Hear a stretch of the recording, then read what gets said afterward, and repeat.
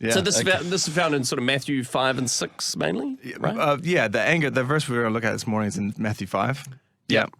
So it's I'll just read it from the New King James. It says, "You've heard it said." This is the verse before. You've heard it said that it was said to those of old, "You shall not murder, and whoever murders will be in danger of judgment." But I say to you, whoever is angry with his brother shall be in danger of the judgment, and whoever says to his brother Raka shall be in danger of the council. Whoever says, and this is the part we wanted to look at, whoever says you fool shall be in danger of hellfire.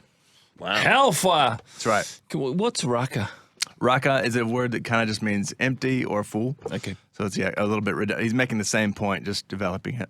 Okay. Yeah. So when it says like anyone who calls someone else as a fool, I remember being hit up by my mum when I was little when I said something someone was a fool or whatever, and I was like, I wasn't struck down, but like my mum was like, no, you don't say that, like as if it was some really horrendous thing to say, and maybe a literal and.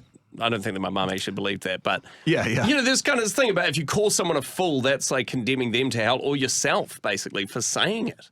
I mean, we said this last week with when we talked about lust leading to adultery, is that Jesus wants us to have sensitive hearts that are sensitive to the way that our conduct shapes us and affects those around us. We may not set out to have adultery, but if we harbor lust, that's where it's leading. And he's making the same point here, starting with anger. We may not set out to actually murder someone, but it starts with that angry judgment. Is all anger sinful? Absolutely not. Absolutely not. So, okay. Yeah. So you can be angry. Yes. Yeah. Read the Psalms, Yes. plenty of rage. And I think our anger is best directed to God in the Psalms. But yeah, like clearly that's where murder starts, is by some othering, some hostility and judgment towards someone else. And I find it really interesting. The link here to anger and murder goes back to Genesis 4. So Jesus is introducing, in terms of the flow of the Sermon on the Mount, this is the first major ethical issue that he deals with. He's got the introductory stuff around the blessed are you, salt and light, fulfilling the law, and this is the first issue. Go back to Genesis 4. After the intro stuff in Genesis, the first thing that plays out after the garden is Cain and Abel. A brother feels angry at another brother and murders him. And so Jesus literally knows that this is a fundamental human problem. Yeah, anger can be righteous, but very often it can lead to chaos and violence and murder. So he's like going there first. Was murder more common maybe back then? Like, did that just sort of happen a lot? Like, it seems like to be an issue that's addressed a lot in the Bible amongst people. But I'm like, nowadays, you know, it's pretty uncommon for people. I know you'll hear about it in the news and it does come up, but you're talking huge millions and millions of people worldwide, well, billions. You know, like in New Zealand, if someone is murdered, it's in the news, right? It's a terrible, horrible thing. But it almost seems like it was almost not commonplace, but like this is something you'll probably come across and have to try and stay away from. I think you're right. I think there has been some progress in this area throughout human history. Some of that is actually the influence of the gospel. Yeah. As societies become more Christian, they're going to become less murderous, and so hopefully so. Wouldn't that be nice? And I guess it raises a passage like this really practically. Just raises this question: who are the people that we are tempted to judge and call the fool? Yep. And kind of criticize and dismiss, and who are the ones that we should be maybe treating as brother?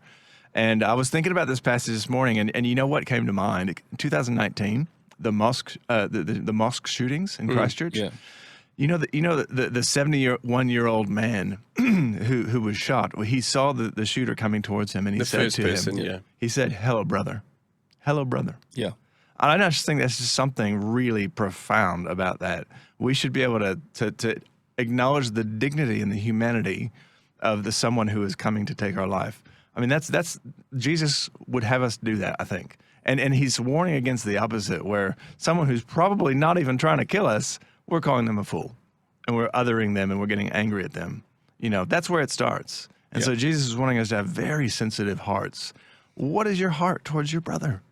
What a good way to start your Thursday morning, on the right foot and on the right note. A happy, generous heart and happy, smiley heart. Thank you, Dale. Yeah. I guess it points to the power of words, right? Yeah, and like that's the things that you speak, especially to other people, and what it kind of is like. What is the direction that's pointing to? Obviously, on. calling someone a fool is not murdering them. It is No. not. It's not the same thing. But it's like, what's the first step towards that direction that you're now heading on? Like, your words are powerful, right? That's it. Yeah, That's it. Yeah, I was going to actually mention that. I got hit up by a friend about, and this is something we do as culturally as well. Bjorn and I do it. We mock each other. There's a cultural thing.